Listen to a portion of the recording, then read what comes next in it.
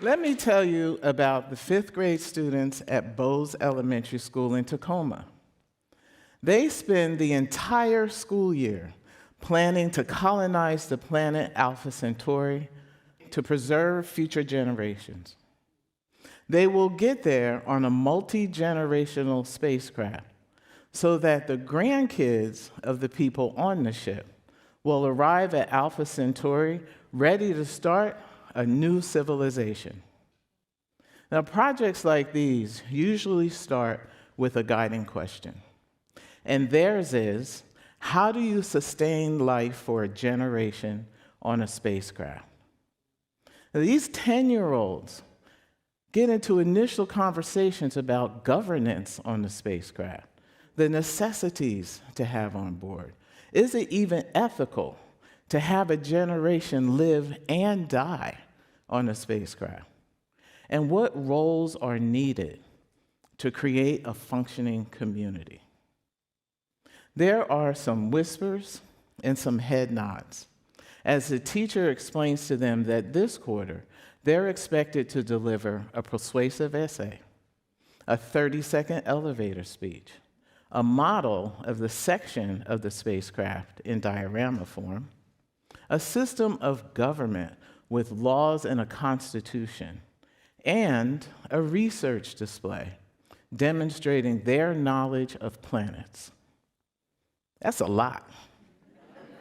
But these students aren't fazed. They've been here before. What they're interested in is what group they'll be in and what roles they will play. Now, I don't know about you, but when I was in fifth grade, I wasn't doing that. But for many of these students, they have been learning like this since kindergarten. You heard that right, kindergarten. Shoot, when I was in fifth grade, we sat in cemetery rows in academically segregated classrooms. And sadly, things have not changed. In most schools, students are sitting, listening to the teacher, and many of them scared to death they'll get called on to answer a question. And too often, students are totally deflated because the teacher is spending more time on classroom management than engaging them. So these students and the generations behind them, they are our talent pool for everything from community organizing to running business to running government and everything in between. And as it stands, our public education system is not cultivating future leaders. And in particular, students of color are constantly devalued and marginalized. Regardless of background, students need to envision themselves as successful in life. And how teachers deliver the lessons plays a big role in that. The most common way to teach is through a textbook or series of textbooks and a scripted curriculum, and then let the test decide if the students learned anything. And while you get coverage, it leaves little room for student voice, exploration, intellectual rigor, and academic risk-taking. This is schooling, not educating. And the long-term impact is that students likely won't have that autonomous spirit they need in the work environment. This is not what most teachers signed up for. It's not. I don't think there's a single teacher candidate that said, I want to be a teacher so I can help kids pass standardized tests.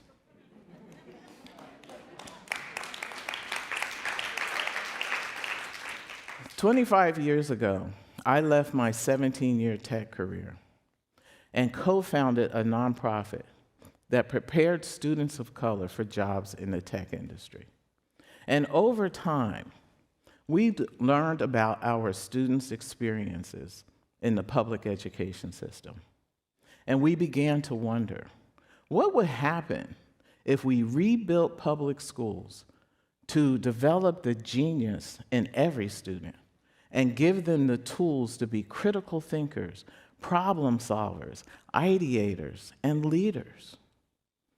So we got a bunch of educators to help us answer that question. Today, my job is to set the vision and strategy for how we partner with public schools to create collaborative, anti-racist learning environments grounded in equity, where students can actively participate in their own education instead of memorizing for tests, where the curriculum is delivered in a way that supports the needs of our students, where professionals in the community are invited to participate in teaching and learning. The teaching and learning is built on interdisciplinary project-based learning, one of the most equitable ways to teach. This approach enables teachers to understand how each student learns, use multiple ways to assess their knowledge, and then make instructional adjustments based on the results. Now, students, they get a chance to set their own goals. They have time to discuss the work. They take academic risks. And along the way, they get to discover who they are as learners. And speaking of learners, let's take a visit to our fifth grade Alpha Centaurians and listen in as their teacher facilitates a discussion about how Native Americans live. They talk about the logistics and the preparation behind the colonizers' move out west and how colonizers always had conflicts with Native Americans. And the students vow that they will do better on Alpha Centauri. They will ensure that everyone has equal rights and lives well. And you better believe it will be part of their constitution. And if you poke your head in the classroom next door, which is rather loud, you will see that kids are in their small groups using their math skills to calculate the human capacity for their spacecraft. And another set of students will be working on their planet research. When we visit a week or so later, there might be a visiting engineer talking to the students about design specifications. Or the classroom could be empty because the students are at the Museum of Flight, sitting in real spacecrafts and learning how they work. Bringing that authentic context to learning helps students retain knowledge and generate new ideas. After weeks and weeks of working on their projects and giving each other authentic, supportive feedback and doing that fine-tuning, the students are ready for the big day, the exhibition of learning. This is where hundreds of people from the community, the most important members being their parents and families, come to see the students present their work. The students are all dressed up. They're a little nervous. They're excited at the same time, kind of like me right now. And the teachers are beaming with pride as they recognize how far each student has come in their learning journey. Okay, and the parents are high-fiving and you get it, girl, and that's my baby, and you go, boy. And there's just so much praise. And the students feel accomplished and more confident. This is project-based learning in action. These students are developing the advanced critical thinking skills they will use throughout their lives. They are learning through exploration. There is confirmation their unique voice matters. These students have the freedom to create a world with their 10-year-old imaginations that's actually grounded in academic rigor. This is educating versus schooling. Huh?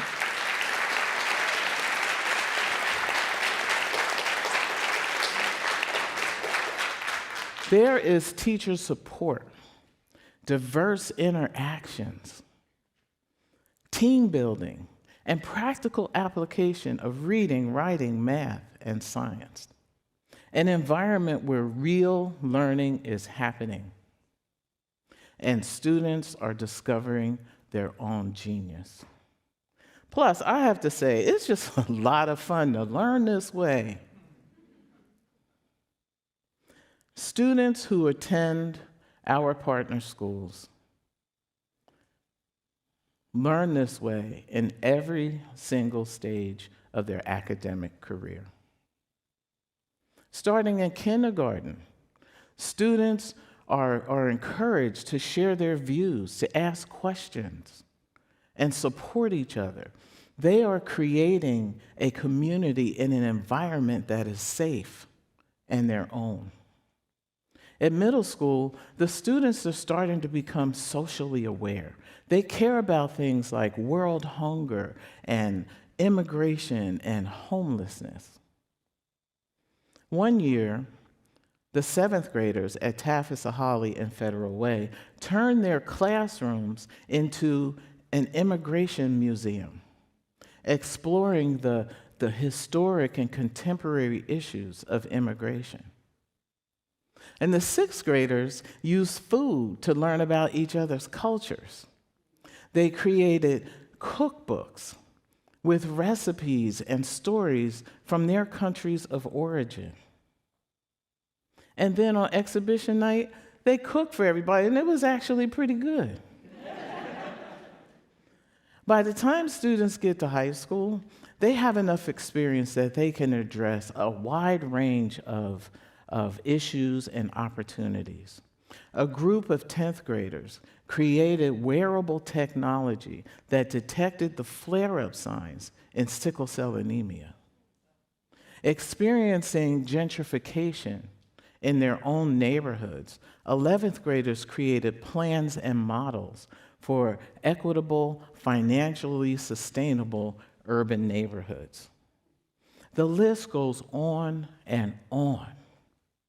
This is how we develop the strong leaders and critical thinkers of tomorrow.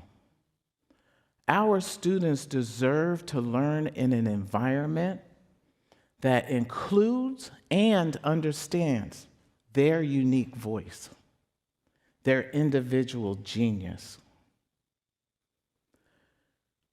If we are going to rebuild public education, we have to be on a continuous cycle of recognizing, intentionally undoing, and ultimately replacing the institutional practices that undereducate and harm our children.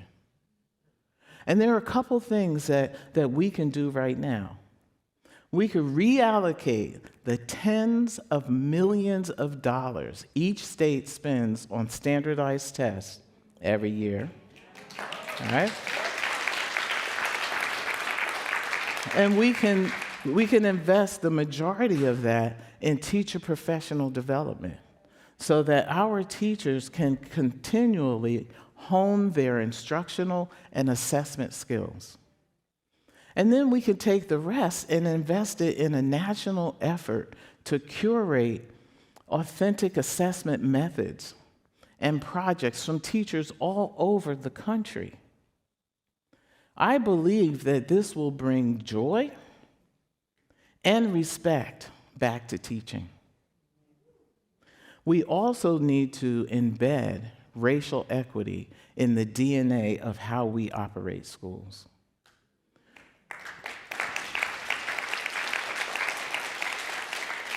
Achieving racial equity is a journey that requires dedication, consistency, and accountability. It needs to be normalized as part of the daily practice of principals, administrators, teachers, and staff. We can do this. We can. All it takes is political will. The Brazilian educator Paulo Freire said, "There is no such thing as neutral education. Education either functions as an instrument to bring about conformity or freedom." Let's give our children freedom. Thank you. Thank you.